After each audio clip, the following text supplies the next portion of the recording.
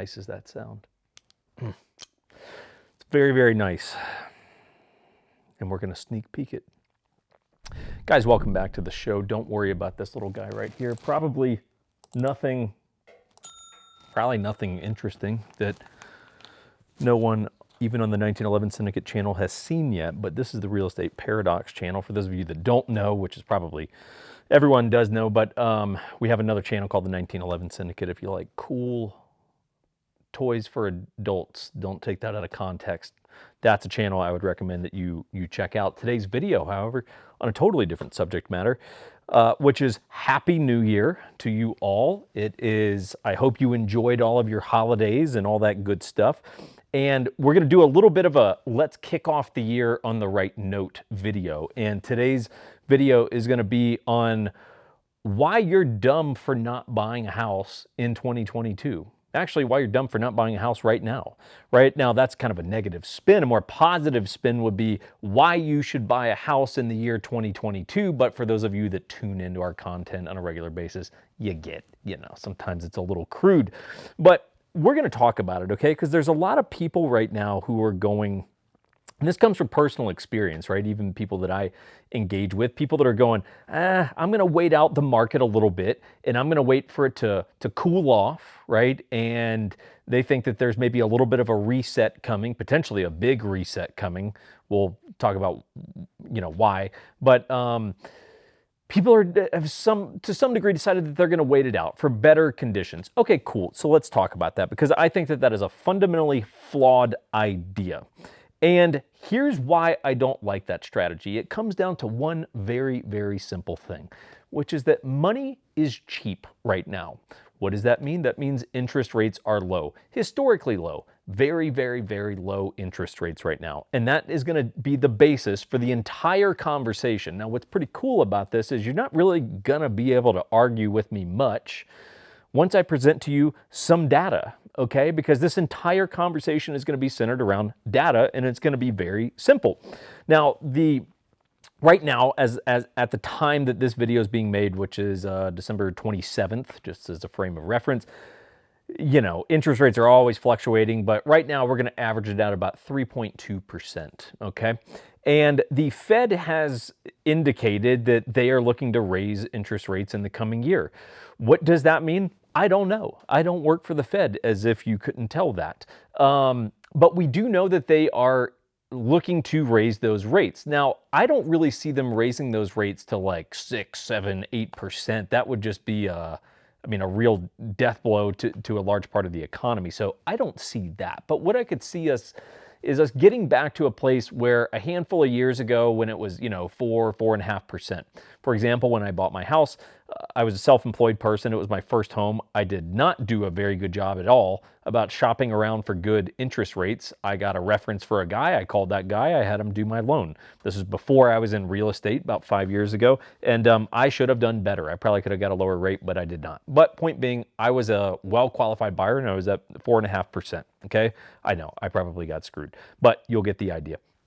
So I could see rates going back to about that pace, okay? And the very simple idea is, in order for something to calm the real estate market down, the most logical thing that would do that is an increase in interest rates, because what it's going to do is it's going to take that same price and it's going to make it more unaffordable, because you're going to be paying more per month for it. But let me give you some numbers here, because we're going to kind of disprove this idea a little bit.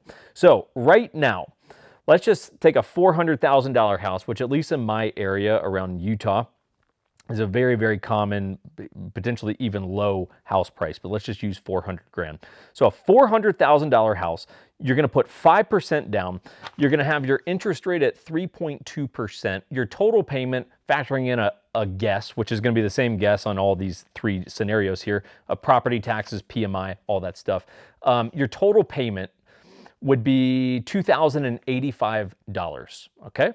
Now, let's say that interest rates go up to 4%, okay?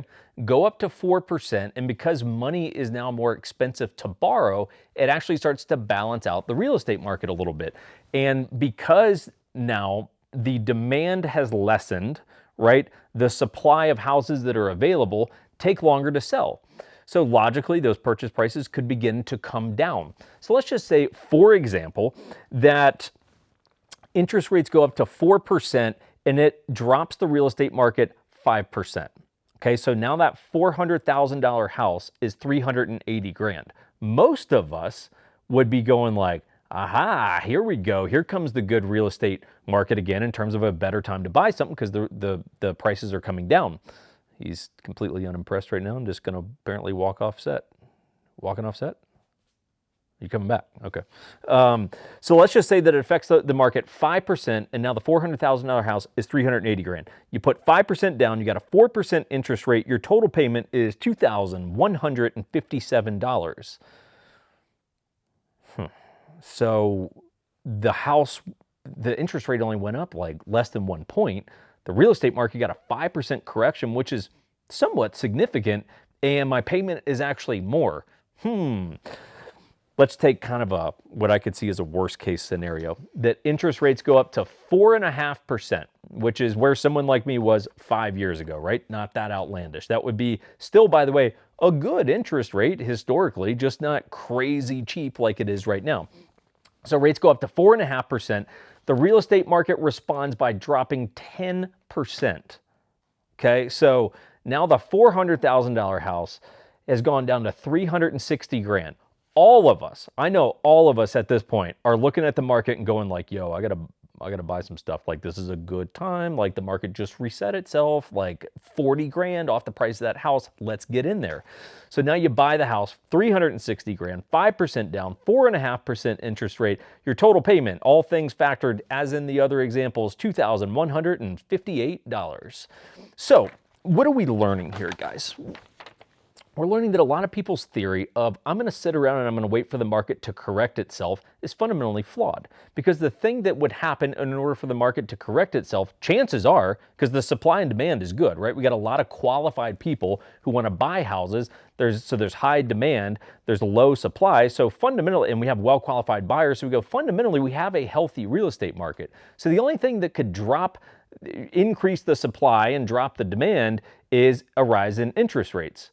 So pretty much no matter what scenario I present to you, you're paying the same thing for the house in terms of your monthly. And let's be honest, most people look at buying a house in terms of, well, what's my monthly output? How do I know this? Because when new buyers come to me, they're like, I need to keep my payment at $1,900 a month.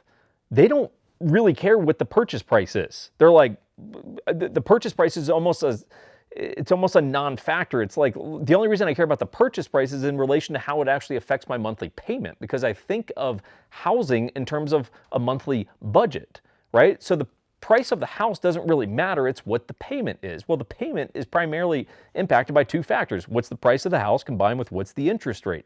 Do you guys see where I'm going with this? There's a lot of people sitting around waiting right now because they think it's going to drop. The only thing that's going to drop it is an increase in interest rates. It affects you none. So go ahead and buy the damn house. Like, there's no point in waiting. Like, all it's going to do is probably get worse. I mean, we know historically, housing market goes up, stock market goes up, car prices go up. We know that everything historically goes up. So this sit around and wait for the correction thing, it fundamentally makes no sense because your monthly housing budget stays the same or even worse. I mean, I'm presenting to you just factual numbers on the price of the houses drop because the interest rates went up. Your monthly output went up. This is not a better deal for you. It's a lateral move, maybe even a worse move. So I hope you guys get the point here. I was actually proud of this video. I think you guys should share this video on your Facebook pages, or that's probably just for old people. We probably don't have a lot of old viewers here, but you know, I don't care. Share it somewhere. This is valuable stuff, guys. I'm giving you the real deal. I don't even know if the Buffetts and the Kiyosakis of the world are talking about this shit. This is just fucking calculator numbers, guys, on mortgage.com or whatever. So I feel proud of myself. I feel proud of myself today, guys. I'm giving you the real deal on why you should buy a damn house right now. And it's going to lead into a sales pitch. If you need to do that, you should reach out to us. This is what we do and the kind of conversations that we're having via the internet right now.